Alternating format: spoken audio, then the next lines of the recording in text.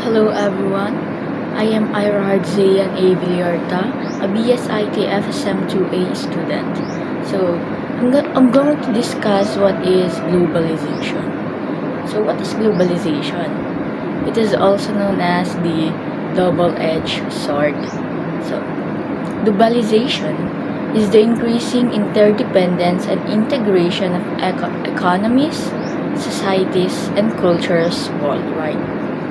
The interconnectedness is driven by reduced barriers to international trade, the free flow of capital, advancement in transportation and communication technologies, and the convergence of cultural and economic systems.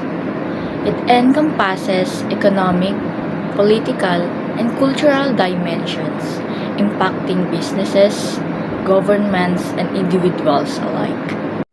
So, globalization also has the darkness and bright side of it, the so-called positive and negative effect.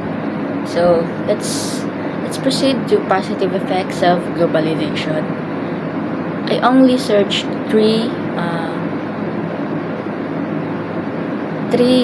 positive effects: the economic growth, cultural exchange, and technological advancement. So, I'll define the three. In economic growth, globalization fosters economic growth through increased trade, foreign direct investments, and access to larger markets.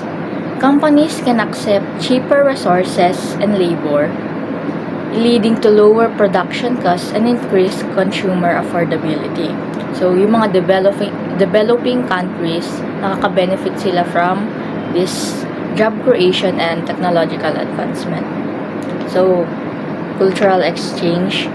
Globalization facilitates the exchange of ideas, beliefs, and cultural practices, promoting understanding and tolerance between different societies.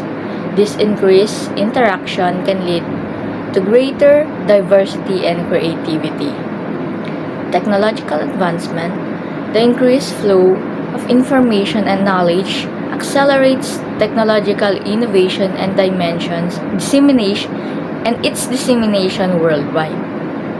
This leads to improvement in various sectors like healthcare, communication, and transportation. So, dito naman tayo sa negative effects of globalization. And I search only for negative effect: the economic inequality, environmental degradation, loss of cultural identity, and job displacement. So, let's proceed to the first one. Economic inequality. Globalization can exacerbate economic inequality, both between and within countries. Multinational corporations may exploit cheap labor in developing countries, leading to unfair wages and working conditions. This can perpetuate poverty and widen the gap between rich and poor.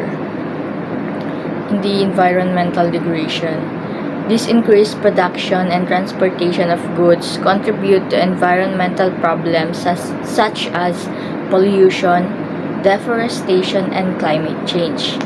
Unsustainable practices are often encouraged by the pursuit of cheap production. Loss of cultural identity. The dominance of global brands and cultural products can lead to erosion of local traditions and language. This homogenization can threaten cultural diversity and uniqueness. And the last one, job displacement. Globalization can lead to job displacement in developed countries as companies outsource manufacturing and other tasks to countries with lower labor costs. This can result in unemployment and social unrest. So that's all the positive and negative effect. So globalization presents both significant opportunities and challenges. While it has fueled economic growth and cultural exchange, it has also contributed inequality, environmental damage, and cultural homogenization. Addressing these negative consequences can require international cooperations, sustainable practices, and policies that promote equitable distribution of benefits. So that's all. Thank you.